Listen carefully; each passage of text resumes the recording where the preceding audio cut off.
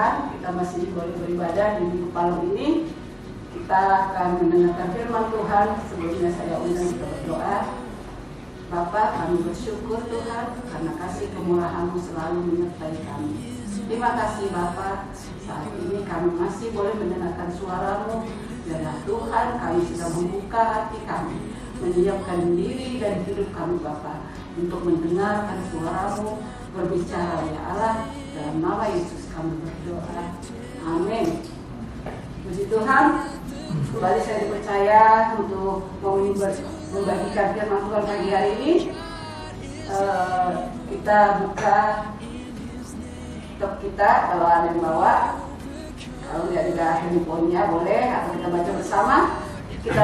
Saya ambil dari hari ini dari Mazmur 61.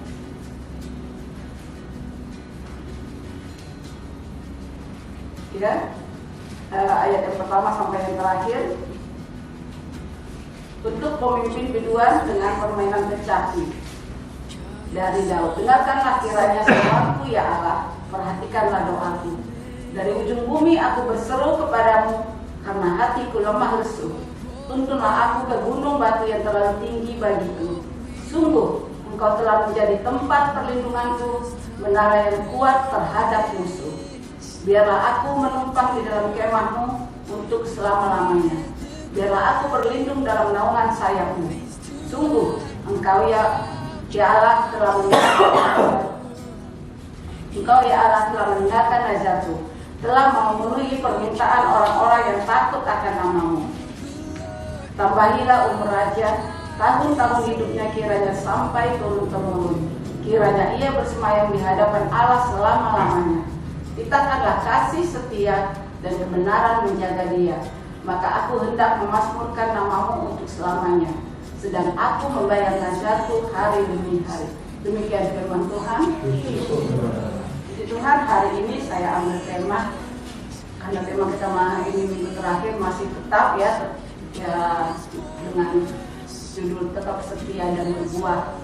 Hari ini kita, kalau 3 minggu kemarin kita sudah belajar apa itu tetap setia, bagaimana harus melakukannya, dan hari ini saya mencoba membagikan kepada kita dampak dari kesetiaan itu apa. Di dalam Mazmur 61 ini Daud menceritakan, mengeluh kesahkan permasalahannya, tekanannya kepada Tuhan.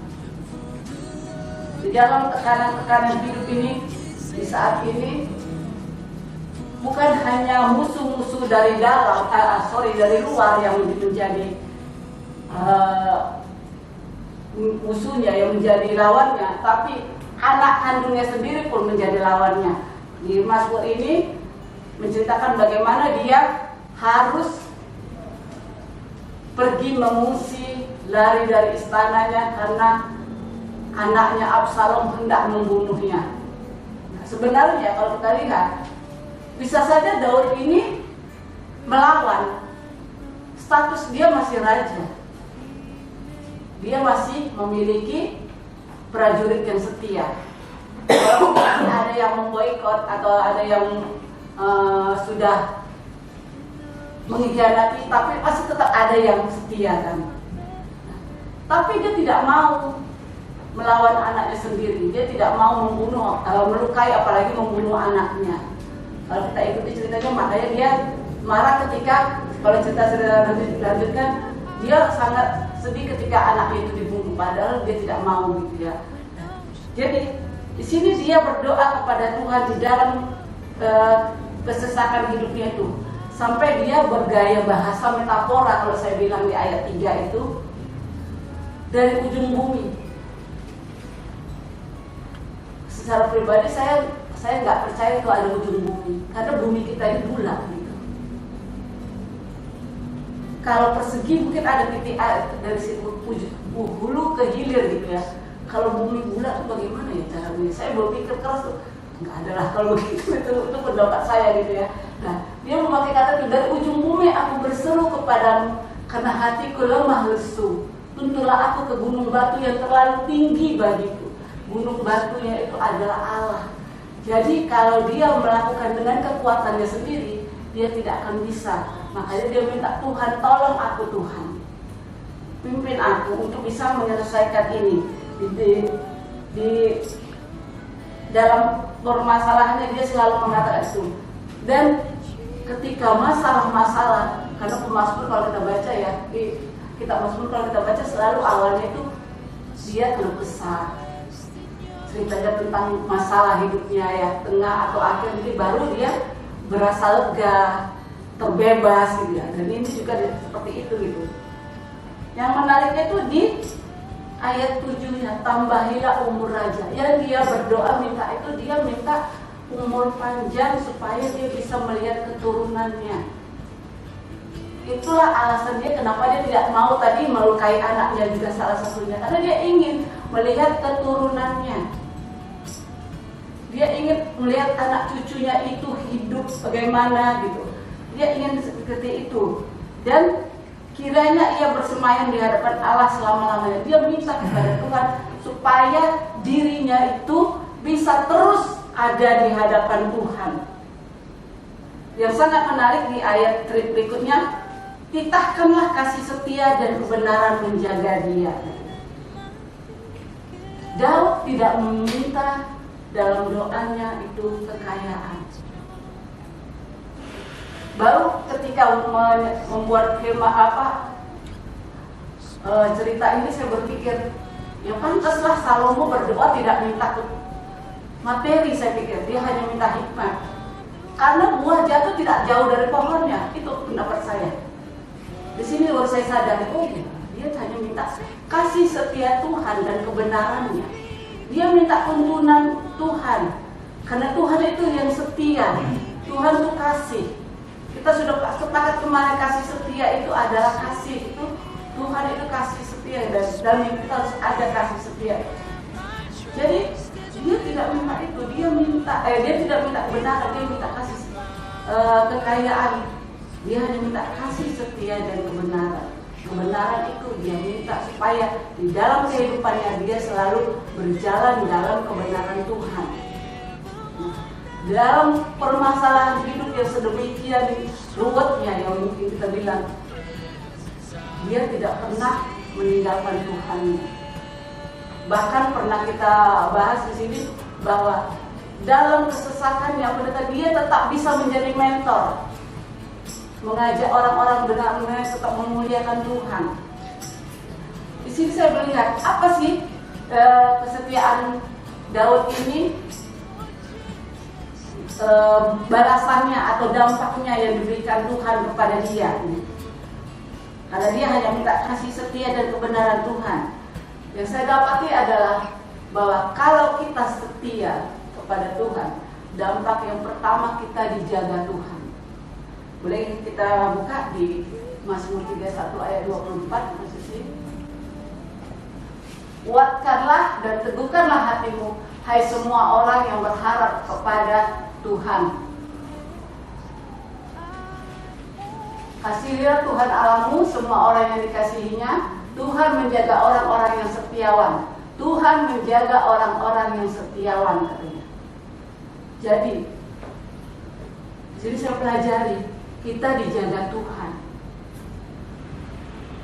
Orang yang dijaga itu biasanya orang yang penting, orang yang berharga.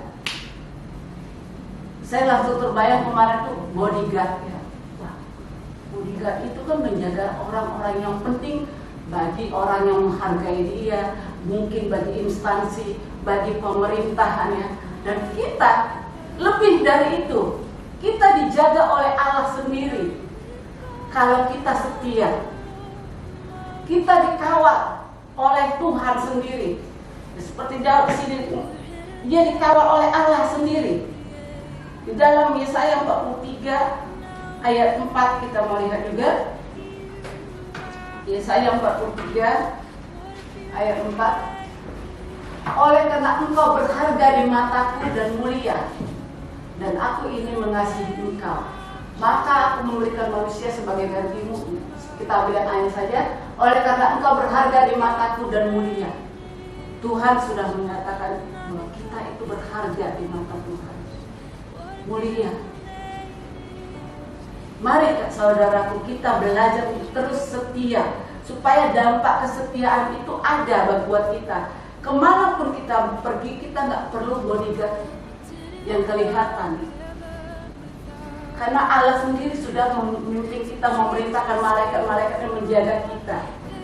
Jalan kita harus dalam kebenaran, hidup kita harus dalam garis-garisnya Tuhan. Yang kedua, Tuhan berjanji memberikan kepada orang yang setia kepadanya keberhasilan atau kesuksesan. Kita buka lagi di dalam Mazmur 139, karena ini adalah tentang Daud. Maka Daud juga membuktikan bahwa apa yang dia lakukan itu benar-benar dilakukan, ditepati oleh Tuhan. Mazmur 139 ayat yang ke-13 sampai ke-16.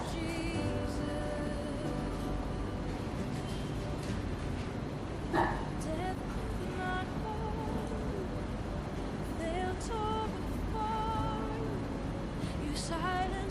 ayat ke-13 sampai ke-16.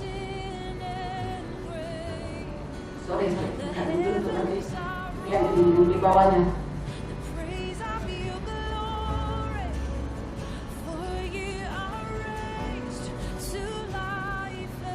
Sorry, Arab ini 18 ya. Kesuksesan. Mazmur 100, hasil kesukses dalam hidupnya. Mazmur 139.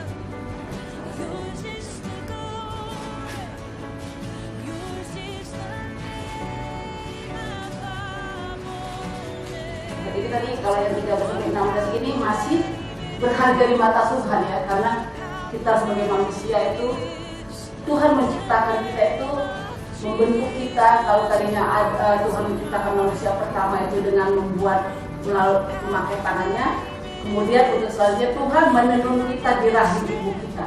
Itu tanda kita mau berharga di mata Tuhan. Itu yang menjadikan salah satunya untuk orang-orang yang setia itu dampaknya adalah berharga di mata Tuhan. Dan yang kedua tadi itu sukses, kita ambil aja di Bilangan 1 Tawarik 22 ayat 13. 1 Tawarik 22 ayat 13.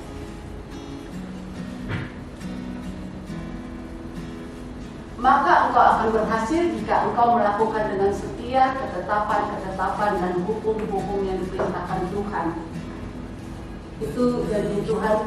Engkau akan berhasil jika kita akan berhasil kalau melakukan dengan setia ketetapan, peraturan Tuhan, jalannya Tuhan. Setiap orang pasti ingin berhasil. Tidak ada kita yang mau gagal. Tetapi terkadang kita salah berdoa. Dari sini saya pelajari bahwa kita minta keberhasilan itu langsung, kita minta kesuksesan itu langsung, tanpa kita berpikir dahulu bahwa kita sendiri dulu harus berubah, kita sendiri dulu harus melakukan firman Tuhan dengan baik dan benar, kita sendiri dulu harus menunjukkan kesetiaan kita kepada Tuhan. Ini tidak, kita berdoa langsung, Tuhan aku pengen begini, maunya aku umur sekian sudah memiliki ini. Itu memang tidak salah, saudaraku. Tetapi lebih baik lagi kita mengubah cara pandang kita mulai sekarang, bahwa hidup kita dulu yang kita benarkan, kesetiaan kita dulu yang kita tingkatkan. Maka Tuhan menepati segala janjinya seperti dikatakan dalam Matius 6 ayat 33. Carilah dahulu kerajaan Allah, maka semuanya itu akan ditambahkan. Tidak perlu bersusah payah kita bekerja dari pagi sampai tengah malam. Kalau bukan buat kita berkat itu, tidak akan kita dapat. Tetapi sebaliknya, kita juga tidak bisa hanya berdoa tanpa bekerja. Kemudian kita berharap kita berdoa sehari-harian langsung turun emas dari langit, enggak juga ya. Berdoa dan bekerja, tapi ada keseimbangan. Jangan kita larut di dalam pekerjaan mencari sesuap nasi istilahnya. Tuhan nanti aja kalau saya sudah tua. Tidak, saudaraku. Mulai sekarang kita ubah cara pandang kita. Kita benahi dulu hidup kita, kesetiaan kita dulu kita tingkatkan kepada Tuhan. Karena Tuhan selalu menepati janjinya. Tuhan yang setia. Tuhan tak pernah ingkar janji seperti kita ya. Dan ketiga, mendapatkan apa yang diinginkan. Mazmur 37 ayat yang 3 sampai ke 5 juga. Mendapatkan apa yang kita inginkan. Setiap kita pasti menginginkan kesehatan yang baik, sakit penyakit dijauhkan, kemiskinan jauh daripada kita. Di sini dikatakan, percayalah kepada Tuhan dan lakukanlah yang baik. Diamlah di negeri dan berlakulah setia. Selanjutnya, dan bergembiralah karena Tuhan, maka Ia akan memberikan kepadamu apa yang diinginkan hatimu. Apa yang diinginkan hati kita. Kalau kita berlaku baik, kita melakukan firman Tuhan, Tuhan akan memberikan apa yang diinginkan hati kita. Yang saya pelajari kalau dari Alkitab ini, tokoh-tokoh firman Tuhan, tokoh-tokoh Alkitab, orang-orang yang setia melakukan firman Tuhan, orang-orang yang setia melakukan ketetapan Tuhan, nggak ada yang egois lagi saya lihat, nggak ada yang meminta untuk kepentingannya sendiri lagi. Karena sudah kasih itu sudah menyebar gitu. Buah-buahnya itu sudah dinikmati oleh orang lain. Kalau kasih itu tumbuh hidup di dalam kita, berakar baik sehingga bertumbuh berbuah, maka buah itu bukan pohon itu lagi yang menikmati. Buah itu dinikmati oleh orang-orang di sekitarnya. Jadi walaupun apa yang diinginkan hati kita itu diberikan Tuhan, nggak usah ini dulu. Untuk apa aku setia? Kalau semua diberikan Tuhan sama aku, bukan aku, bukan untuk orang lain. Nggak seperti itu lagi cara pemikiran kita. Otomatis sudah diubahkan Tuhan, karena cara pandang kita, cara pikir kita itu berubah seperti cara pikirnya Kristus. Apa yang diinginkan hati pasti terlaksana, pasti terjadi. Kita nggak perlu menakutinya lagi dengan kehidupan kita ini. Kita bisa lihat ya apa yang dilakukan oleh orang-orang ini, seperti Ishak ketika dia tahu istrinya mandul Ribka, bukan Ribka pastor ya. Istrinya dia tahu mandul, dia berdoa kepada Tuhan karena dia orang yang setia kepada Tuhan. Tuhan mengabulkan permintaannya, itu contohnya. Ribka mengandung, bahkan diberikan anak kembar. Tuhan memberi selalu yang terbaik buat kita. Jadi kita nggak usah takut. Dampak yang lain lagi, berkat melimpah katanya buat kita. Berkat di sini tidak hanya materi, tapi imateri yang berbahaya buat kita. Kita belajar mencari berkat imateri, jangan materi. Karena materi itu biasanya sifatnya itu hanya sementara. Ya sebentar aja hilang itu. Tapi kita belajar seperti dikatakan seperti Ayub. Coba kita baca Ayub 1 sampai 1:3. Dia di sini diberkati Tuhan dengan sangat luar biasa. Kita tahu kan Ayub itu orang yang paling kaya di negerinya saat itu. Ada seorang laki-laki di tanah Uz bernama Ayub. Orang itu saleh dan jujur. Orang itu saleh dan jujur. Ia takut akan Allah dan menjauhi kejahatan. Ia mendapat 7 anak laki-laki dan 3 anak perempuan. Ia memiliki 7.000 ekor kambing domba, 3.000 ekor unta, 500 pasang lembu, 500 keledai betina, dan budak-budak dalam jumlah yang sangat besar. Sehingga orang itu adalah yang terkaya dari semua orang di sebelah timur, dikatakan. Tapi sebelumnya sudah dijelaskan, dia orang yang melakukan firman Tuhan. Dia orang yang taat kepada Tuhan. Baru berkat-berkat tadi semua itu ditambahkan kepadanya. Orangnya saleh, jujur. Kalau udah itu pasti orang yang setia. Saleh. Gak ada orang yang saleh gak setia kepada Tuhan. Karena setia kepada Tuhan makanya kita mengatakan orang itu salah. Kemudian barulah Tuhan berikan berkat-berkat tadi itu. Berkat materi dengan harta melimpah yang sudah kita baca. Berkat materi mungkin dengan anak-anak yang sedemikian banyak. Ketika dicobai, Tuhan gantikan 2 kali lipat lagi. Karena pun dia tetap terus setia di dalam penderitaannya. Bapak Ibu, di sini saya ketika membaca firman ini, belajarnya, jujur, saya rasanya tertampar sendiri gitu ya.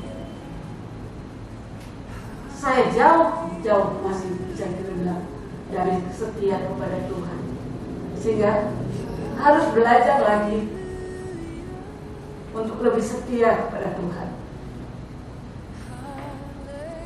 Kita harus menundukkan diri, merendahkan hati di hadapan Tuhan. Sejujurnya itu sulit, sangat-sangat sulit. Karena kita harus membuang semua apa yang ada dalam diri kita.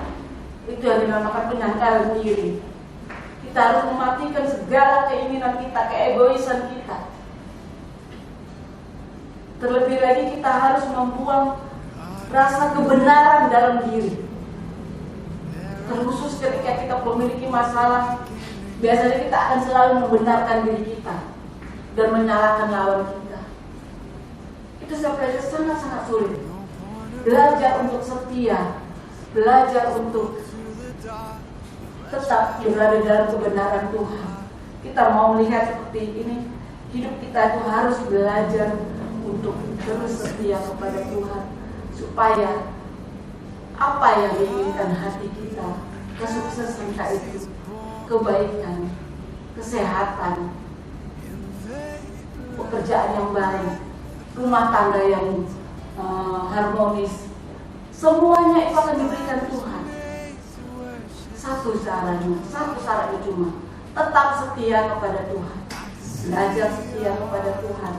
Mari saudaraku, saya mengundang kita untuk lebih lagi merendahkan diri, merendahkan hati kita, dan memberikan waktu kita kepada Tuhan dengan setia, membaca firman-Nya, datang kepada Dia, berdoa kepada Dia. Hampiri hadiratnya setiap saat, supaya semuanya itu boleh diberikan Tuhan, ditambahkan Tuhan kepada kita. Kita tidak usah lagi ragu akan menghadapi hidup masa depan, karena kita tahu Tuhan Allah yang menjaga kita, yang mencukupi segala keperluan kita. Mari saudaraku, demikian firman Tuhan. Mari kita berdoa. Terima kasih Bapa, Engkau yang mengajar kami untuk lebih setia dan terus setia seumur hidup kami, di dalam perjalanan hidup kami, di dalam kesulitan kami, untuk kami boleh setia Bapa. Biarlah Engkau terus memegang tangan kami, ya Roh Kudus, sehingga kami tidak melenceng dari jalan ini. Bapa, kami bersyukur Tuhan, terima kasih kepada kami. Kami percaya Tuhan, kami boleh melakukannya. Dalam nama Yesus kami berdoa. Amin.